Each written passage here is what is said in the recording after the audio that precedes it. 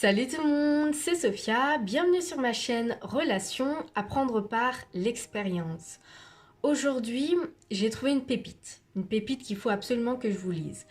Alors, comme nous savons, sur ma chaîne, le but c'est de progresser en relation, que ce soit un début de relation, le choix du partenaire ou des choses à éviter pour ne plus se faire avoir, pour ne pas se faire avoir, pour faire durer sa relation. On est là, on prend, d'accord? Le but c'est de progresser, donc c'est un peu du soutien entre femmes. Et je vous ai trouvé une pépite, quelque chose à éviter. Mais c'est catégorique en fait. Donc je vais vous le lire, c'est un texte, un message qui est court. Je vais vous le lire et après on va commenter.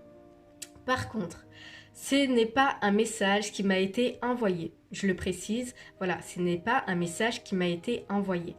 C'est un message que j'ai trouvé qui a été posté sur Internet. D'accord? Donc, c'est une femme qui se pose des questions sur sa relation. Et comme moi, je préfère répondre en vidéo, comme ça, on en profite tous. Donc, voilà. C'est parti. Mon mec et ma meilleure amie se parlent beaucoup. Ils ont même eu l'habitude de sortir ensemble pour s'épauler au quotidien. Dois-je mettre une limite dans leur bonne entente ou je me fais des idées? Donc voilà, c'est une femme qui se demande est-ce qu'elle doit se méfier de la relation que sa meilleure amie entretient avec son copain. Et c'est pas de temps en temps, c'est au quotidien. Parce que clairement, sa meilleure amie va chercher du réconfort chez son mec. Donc ça, pour moi, c'est catégorique. C'est non. N-O-N majuscule. C'est non. N'oublions pas que c'est ta meilleure amie, mais c'est une femme. Et une femme, lorsque tu l'épaules, lorsque tu lui apportes de l'attention, lorsque tu la réconfortes, elle peut avoir des sentiments. Comment ça se fait que cet homme, lorsqu'il a besoin d'être épaulé également, lorsqu'il a besoin de quelque chose au quotidien, il ne vient pas te voir toi, il va voir ta meilleure amie. En fait, il y a un gros problème, c'est que vous laissez la proximité s'installer et vous oubliez que effectivement c'est ton mec et c'est ta meilleure amie, mais ça ne veut pas dire que vous êtes à l'abri qu'il se passe quelque chose entre eux. Parce que c'est une femme et parce que c'est un homme.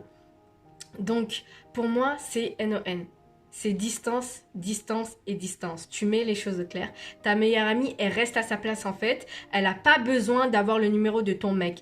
Même si à la base, on va inventer un truc, vous étiez un clan à 3 où vous sortiez ensemble et après, c'est qu'après que tu es sorti avec lui, en fait, à partir du moment où ta meilleure amie, elle sait que c'est ton mec, par respect pour toi, elle met de la distance en fait. Donc elle va pas lui parler au quotidien, elle va pas chercher du réconfort chez ton mec. Ça c'est non, c'est non et c'est non. Et c'est comme ça que des accidents arrivent et t'apprends que dans un moment où elle a été un petit peu faible, où elle a été un petit peu triste parce que son mec l'a quittée ou autre, elle est partie coucher avec ton mec. Et ça a dérapé. Donc laissons pas les choses nous échapper. Prenez le contrôle directement. Ne laissez pas votre meilleure amie avoir déjà le numéro de son mec. Pour moi, c'est mort en fait. Je me rappelle que j'ai une amie à moi et son mec a voulu que quand j'ai quelque chose, quand je vais mal, etc., que je peux essayer de lui en parler, etc. C'est une bonne attention, d'accord? Il a une vision d'homme parce que c'est un homme et si j'ai du mal à comprendre le comportement ou la psychologie masculine, tout simplement je peux aller les poser à un homme. Donc il m'a proposé gentiment de l'appeler, etc., mais dans ma tête c'était non en fait. Je lui ai pas dit non, je viendrai pas te voir, j'ai raccroché et je me suis dit mais jamais de la vie, même si il m'arrive une crasse de malade, j'irai jamais appeler le mec de ma pote, peu importe ce qui m'arrive en fait. Donc, non, vous oubliez qu'on ne peut pas contrôler les sentiments et que lorsque ça arrive, c'est trop tard. Donc, n'allez pas créer de la proximité avec des gens et après vous posez la question, comment je fais maintenant, j'ai des sentiments pour lui. Non mais c'est mort en fait, c'est mort.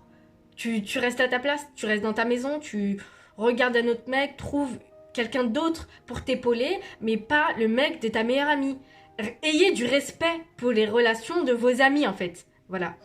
C'est tout pour cette vidéo. J'espère qu'elle va vous aider. Si vous avez une meilleure amie, n'oublions jamais que même si c'est votre meilleure amie, c'est une femme. Une femme, lorsqu'elle est écoutée, lorsqu'elle a de l'attention, elle peut tomber amoureuse du mec.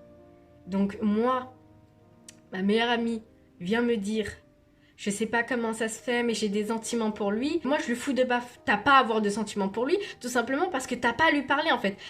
Faut savoir que pour avoir des sentiments, il faut créer cette proximité. Donc, entretenir des liens, trouver des points communs qui vont faire que tu vas te dire ben, cet homme pourrait me correspondre. Pourquoi? Parce qu'on s'entend bien. Et c'est là où je vous dis, gardez vos distances.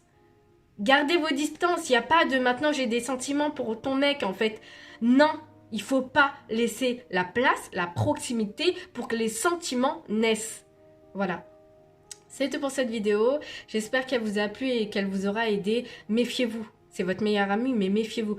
Combien d'amitiés se sont brisées à cause d'un mec? Combien? Donc faites attention à vous. Faites attention, protégez votre relation. Voilà. C'est tout pour cette vidéo. Bye bye. N'oubliez pas de liker.